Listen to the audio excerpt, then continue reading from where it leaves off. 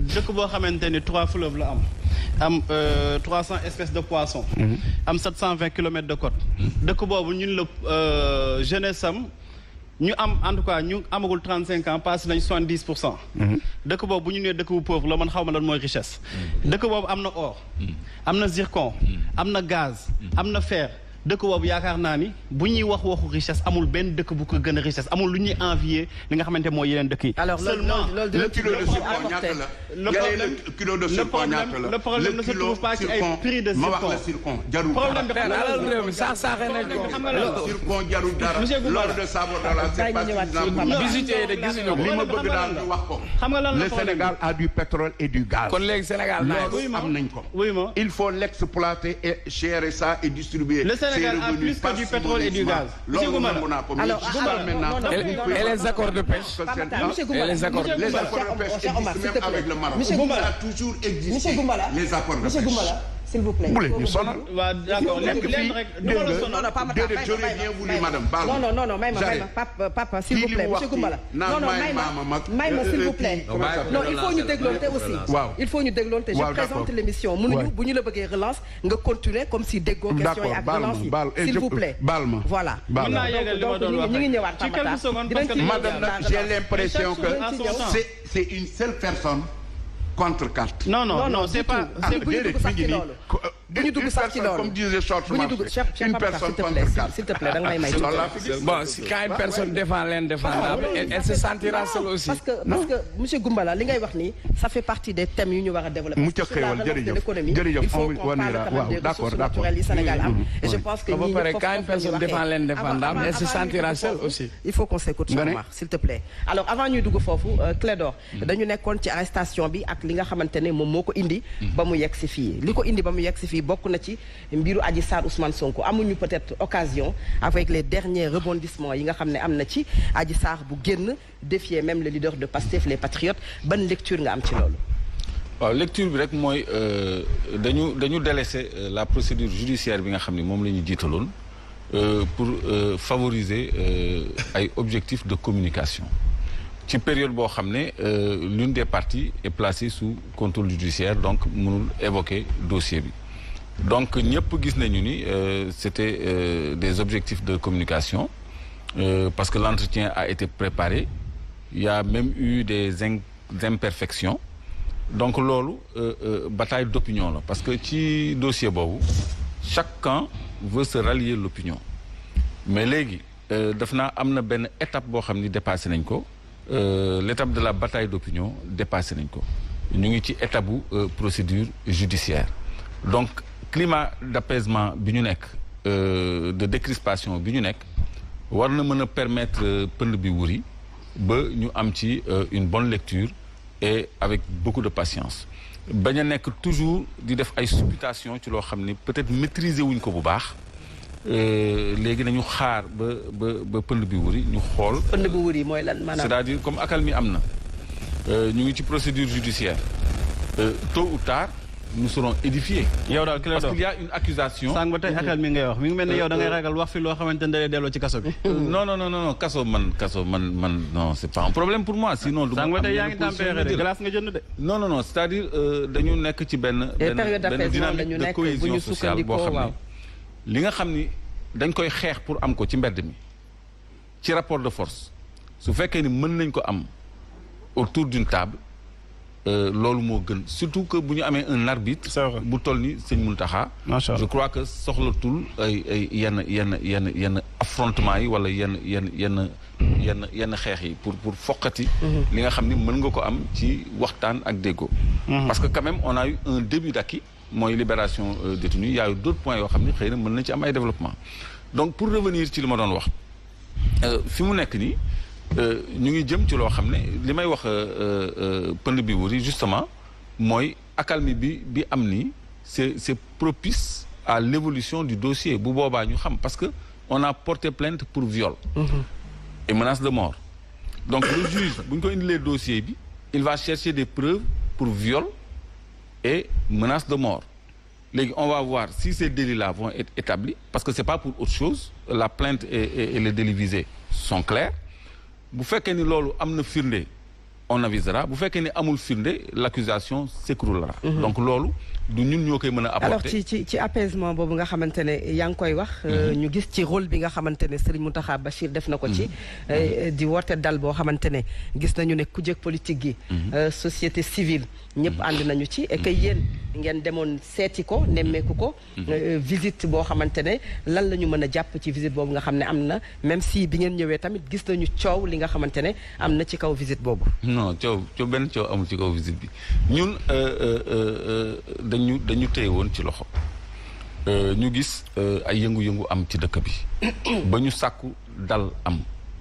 ñu ciy profiter di sant bu baax Sëñ Muntaxa ak ndawam li nga xam ne moo doxal ndigalam muy Sëñ Bass Poroxaan parce que moom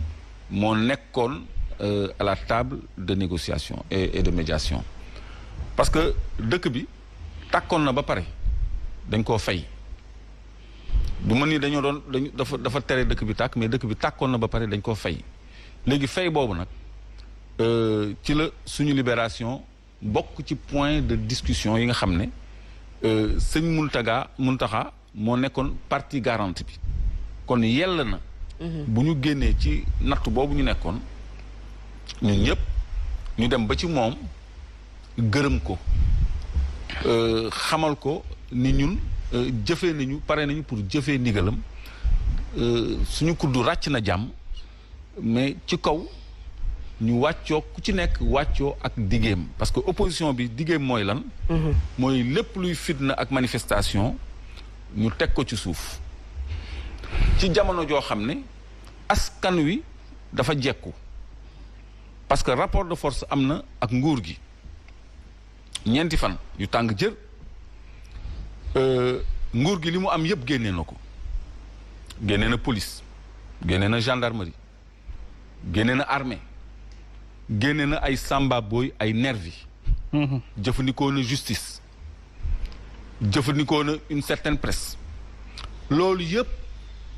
taxul mu am li mu bëgg taxul mu mën a maintenir l'ordre public force est restée au peuple kon loolu moo tax ma ni peuple bi moo nekkoon en position de force ci négociation yi parce que en face ils ont utilisé toutes leurs cartes ça n'a servi à rien du tout le peuple est demeuré souverain lecture boobu le président Macky Sall am contrairement à son ministre de l'Intérieur qui est venu jouer les sérieux di ñu menacer di accuser de terrorisme et où Macky Sall dafa jël son contre-pied appelé presque à l'apaisement en disant avoir compris le mal-vivre de la jeunesse au moment où ces autres ministres accusaient les populations de terrorisme. Alors par rapport à la visite ci xalif bi ñu jàpp ne peut-être. léegi pour dellu ci visite bi. waaw visite bi visitu cant ak ngërëm la. loolu lu reconnaissance boobu loolu mooy li gën a yell lu gën a jaadu ci koo xam ne ñoo xam ne presque sànq woon nañu parce que ñun dañu doon téye ba 2024 loolu leeroon nañu. donc bu fekkee ni moom def na intermédiation ba opposition bi yëpp nangul ko malgré que jekk woon nañu foofu laa doon jëm ñu woote manifestation boo xam ne boobu dañ ko pare woon. bokkul ak ñeenti fan yu tàng yi nga xam ni ay manifestation spontanée la woon bii yoon opposition bi yëpp dafa jàpp date ñu coordonné ñu ni samedi dañuy génn nangu suñu baat. donc loolu la Sëñ Mountakha empêché kon c'est normal que ñun bu ñu génnee ci contexte boobu ñu dem gërëm ko remercier ko wax ko ni ñu ngi ci dynamique boobu mais aussi ñu ngi déglu le camp d'en face mu wàccoo ak ay diggéem donc te ñun coalition citoyenne le peuple plateforme de revendication bi ñu teg épouser na suñu ay revendication à 90% mais am nañu benn préoccupation boo xam ne ñun ñoo ko ci dollil xalif bi muy criminalisation wu LGBT bi nga xam ni Dame Mbodj wax na ko xalif bi ak insister ci 3e mandat bi nga xam ni mënut a nekk parce que loolu mooy indi jàmm ci réew mi parce que ñoom xam nañ ni man dañ ma posé woon question sur le 3e mandat donc loolu moo tax ñu dem waxee noonu ak sëriñ bi te sëriñ bi am na nu mu waxee loo xam ni dégg-dégg moo koy décrypté. Pamatar visite boo xamante ne quand même am na ñu jàpp ne sëriñ bi war woon recevoir ku ci mel ne Clédor Sène ak Assane Diouf loolu ci Serigne Mountakha ak dayoom ak ni mu toll ak ay citoyens sénégalais yoo xamante ne dem nañu ko seeti nan nga ko gisee. waaw loolu dama koy ñaawlu te du ma tudd turam sax parce que am na yenn ñoo xamante ne vraiment bu ko nit defee bu wàccee ba ci yenn bases yi du ma ko ci fekk mais dama koy wax rek mu delluwaat ci religion tey jii religion islamique dafa am loo xamante ni da ko wax yonent bi sallallahu alayhi wasallam aussi am loo xamante ni da koo digle donc moom bu ko jàngee rek dina xam posture xalif général des mourides dina xam lan moo tax mu njaboote ñëpp te si njaboote ñëpp nag xam nga lu gën a bon mooy ngay bëgg nit ki nga koy condamné ci passeem wala ci loo xamante ni jot na koo dund leneen li ma ci bëgg wax rek parce que kooku moom vraiment bëgguma ci perdre sama benn temps ndax gisuma mu am benn importance boo xamante ni war nañ ko koo jox kàddoom googu moom kase moom moo ko tenir te moom moo ko sañ a tenir nan nit moom yaakaar naan sa dayoo rek ngay waxee ak sa tolluwaay fi nga toll ci mbir yi ak si jamono li ma bëgg wax rek mooy di rappeler parce que xam nga aussi mënuma toog ci benn plateau boo xamante ne dañ may naan Sénégal dafa pauvre et que suñu richesse nekk pétrole ak or loolu rek day wane quand même que niveau en tout cas li ñuy doon xaar si ñi nga xamante ni ñoom ñoo ñu jiite wala ñu jege pouvoir bi boobu ba tey li ñuy xaar si ñoom du gaaw a sotti parce que Oumar Faye boo xamul ni li nga am moo gën a am doole pétrole gën a am doole gaz gën a am doole diamant mi jeunesse boo ko xamul vraiment waxtaan bi jarul muy sore parce que bu ñu la nuyee réew bi nga nekk di Sénégal ñi nga xamante ni ñoom ñoo amagul 35 ans dépassé nañu 70%. maanaam réew bi nga yor yàlla dala dimbali ba ñëpp wala ñi ci gën di bëri majorité bi la grande majorité ay xale yi ndaw nañu xale na ndaw moom mooy fexe ba réew di développé di dem ci kalam tey boo gisee fu mel ni France naat fu mel ni États-Unis naat fu mel ni feneen ak feneen naat lu ko naatal du ay ressources naturelles mais dañu fexe ba jeunesse bi nga xamante ni dañ leen di tuddee entre guillemets oisif errant jeunesse bi nga xamante ni dañ leen di tuddee jeunesse malsaine jeunesse boobu ñoom dañuy fexe di leen valoriser dañ leen fexe di leen fekk ci ñoom li nga xamante ni dañ ko soxla en termes d'emploi en termes de formation ak en termes de financement mais duñu toog tey jii ci plateau de télé di ñu naan way lu gën a am solo ci Sénégal wala li ci gën a bëri ci suñu richesse mooy pétrole ak gaz te au-delà sax pétrole ak gaz yu plus la 720 kilomètres de côte moom Sénégal bu la yàlla mayee loolu may la leneen li nga xamante ni ñëpp koy wër mi soleil en permanence ku am naaj jant ngay am problème courant ngay am problème électricité c'est parce que en réalité suñu problème du ressource naturelle mais ressource humaine la ressources humaines yi nag ñan la mooy ñi nga xamante ni ñoom ñooy succédé wu au pouvoir te duñu liggéey mënuñu la ni lan lañ jot a liggéey ci nguur gi mais ñoo xamante ni dañu yàgg di bénéficier wu ay privilèges du pouvoir loolu nag vraiment tant que mi ngi am ci réew mi naat bi ñuy bëgg duñ ko gaaw a dégg te dinañ yàgg toog di ñu naan Sénégal dafa pauvre Sénégal dañoo xiif comme ça si ni ñu ko waxee ni Sénégal yi dañoo xiif ba dugg ci ay Auchan di lekk di jël yi kenn xamul ñooñu dañu nekk ci catégorisation ak ci yi nga xamante ne mooy ay jugement de valeur mais je crois que ne bu ñu duggee ci profondeur yi rek daañu xam ni Sénégal am na lépp pour mën a développer lenn kese moo ñu tere développer mooy dirigeant yi nga xamante ni seen xarkalam ak seen xarañte bi nga xamante ni dañ koy xaar si ñoom ba tey moo ñongawul te ñoom war nañ ko mën a ñongo alors Omar arrestation bi ñëw na ci biir a biir ak li ñu fa dund mu lay wan ne conditions yi quand même du benn mën nañu gis quand même ay conditions yu normales dans les prisons même si prison ak ni muy doxee ak jafe-jafe yi fa nekk mais question bu ñeel 3e mandat ñu laaj ko mais également visite bi nga xam ne dem nañ ko auprès du khalife général des mourides ban jàngat nga am ci loolu noonu yëpp. waaw man sëñ bi moom du jël décision ma ci commenté. par respect du ma ci commenté. ndax rôle bi mu war a jouer moom xam na ko ku mu war a recevoir xam na ko ku mu war a recevoir xool na ko. Touba nag di nga fa ñëw indi milliard duñ ko jël nit indi xasida Sëriñ Bamba ñu jël ko. te am na lu tax donc ñoom